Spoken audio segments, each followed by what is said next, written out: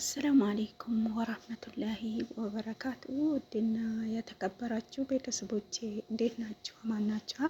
ሰላማችሁ ባላችሁበት ብዝት ይበል ድርፍ ይበል። ሰላም ለሀገራችን፣ ሰላም ላብርሽ ማለት ነው።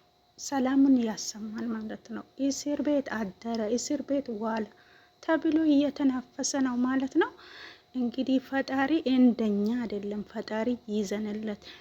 የጭካኔ ጥግ የአሁን ጊዜ ሰዎች ማለት ነው የጭካኔ ጥግ ያሳያሉ ማለት ነው። ሩታ በልጇ አባት እንደዚህ ጨክናለች ማለት ነው። ብዙም ደግሞ በሩታ ያው የተናገራትን ነገር ግን የእኛን ልብ ብሰብረንም ሰብረናለች ልባችን ማለት ነው። ሁላችንም በዛችኛው ንግግሩ ልባችን ተሰብሯል ብያለው ይመስለኛል። ወላሁ አለም እኔ ልቤ ተሰብሯል። እውነት በኔ ጨከንሽ በልጅሽ አባት ሩታ ወስነሻል የሚላትን ቃል በቃ አልጠፋም ብላኝ በጣም ነው ያሳዘነኝ ማለት ነው። እንደኔ ያሳዘነው ሰው አለ? እንደኔ ያሳዘናችሁ ካለ በኮመንት አሳውቁኝ ማለት ነው። እውነት አብርሃም አንጀቴን በላኝ በዛችኛው ንግግር የምትሉ ማለት ነው። እኔ በልጄ አባት በዛችኛው ንግግር ብቻ በቃ ትቻለሁ፣ ይቅርታ ብዬ እነዚህን ሰዎች ቤት ያስገባቸው ነበር ማለት ነው። ለምን ብትሉ ምናልባት የጭካኔ ጥግ የሚያሳየው መቼ መሰላችሁ? በዚህ ተመልሼ እንደገና ተመልሶ አብርሃም ሌላ ነገር ሌላ ችግር እኔ ላይ ከፈጠረ የመጨረሻ እርምጃ እወስዳለሁ ማለት ነው። በዚህን ጊዜ እንደውም ሩታ በጣም የጭካኔ ጥግ አሳይተዋለች ማለት ነው። አብርሃም ደግሞ ያረገው የነበረው እሷን ቢያቆስላትም እንኳን እሷን ተመልካች ሁሉ አብርሃም ጥፋት እንደሰራ ነው የሚፈርድበት የነበረው ማለት ነው። አብርሃም ለአንድ ሴት ልጅ የማይገባት ነገር ነው እያደረገባት የነበረው።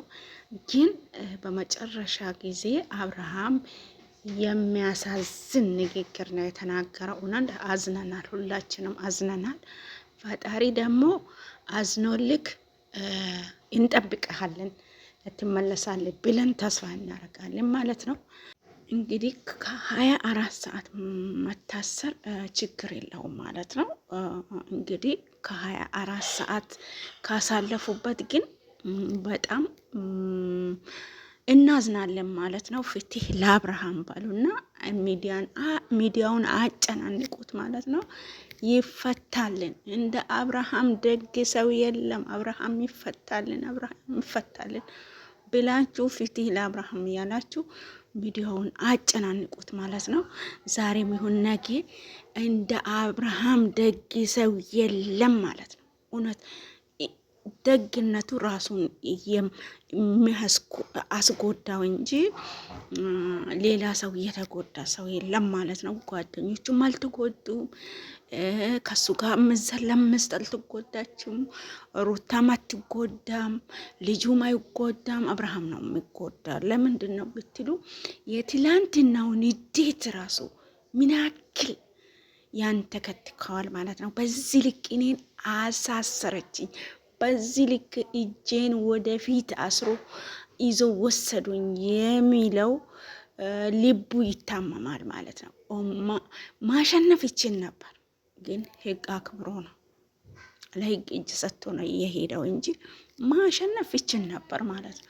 በዛ ልክ በያዘው ስልክ ንቅንቅ አባቱ ጋር እንኳን ደውሎ እስር ቤት ገብቻለሁ ልብስ ማምጡልኝ እንዳይል በቃ እዛ ደርሰ በዛኛው ስልክ ነው የምደውለው፣ በአንቴ ስልክ አትደውሉ ሲሉት ነበር ማለት ነው። ሩታን በዛን ጊዜ በጣም ደስ ብሏት ነበር ማለት ነው። ችግር የለውም አባቱ ጋር ይደውል፣ እናቱ ትጨነቃለች፣ አባቱ ይጨነቃል ማለት ነበረባት። እውነት አንድ ቀን እንኳን ውሻው እንኳን አንድ ቀን ምግብ የሰጠው ሰው አይረሳም፣ ውሻው እንኳን ማለት ነው። ግን አዝነናል። ሩታ በዚህ ልክ ጭካኔ እሱ ይሄንን ነገር ቢያደርግ እሷ እርግፍ አድርጋ ቢተው ብዙ ሰው ዱዓ ያደርግላት ነበር ማለት ነው። ጋሼም እንዳያችሁ ብዙ የመረቃት ነበር። ከምርቃትም አልፎ የአባትና የእናት ደስታ ይደርስላት ነበር። ግን ሩታ ይቅርታ እውነት የአብርሃም ነገር ትላንት የተናገራትን ነገር አንጀቴን ነው የበላኝ። እውነት ለመናገር እንግዲህ ፈጣሪ ይድረስልክ፣ እንጠብቀሃለን። በአንድ ቤት ከች ትላል ብለን እንጠብቃለን። በመደዳ በቤቱ መምጣት ትተዋል ማለት ነው። ግን በሆነ ቤት ቪዲዮ እንጠብቃለን ትመጣል ብለን ተስፋ እናረጋለን። ተፈታ ብለን ምናጨበጭብ እልል ምንልበት ሰዓት ይደርሳል ብዬ በተስፋ ይጠብቃለሁ። አብርሽዬ የኛ የዋ የኛ ደግ ሰው ደግዬ የወለደ ደግዬ አባት ጋሽዬ የወለደ ጀግና ነበርክ። ግን እሌና ይሄንን ነገር ያስደረጋህ ያለ ማለት ነው። እውነት አብርሃም የሚያረገው ነገር ሁሉ ከአንገት በላይ እኮ ነው። እውነት ልብ ብላችሁ ከሆነ ከአንገት በላይ ነው ጥፋት የሚሰራ። ከአንገት በላይ በቃ እንደዚህ እንደ ቀልድ ነው ጥፋቶችን የሚናገረው ጥፋቶቹንም የሚሰራው ማለት ነው። ልብ ብላችሁ ከሆነ አብርሃም ከውስጡ አይደለም ሩታን ከውስጡ አላወጣትም ነበር። ግን ሩታ በእልህ አድርጎ እንዲመልሳት ነበር። ሴት ደግሞ በዚህ አይደለም የምትመለሰው። በዚህ ባላ የሆነ ነገር አድርጎ አይደለም የምትመለሰው።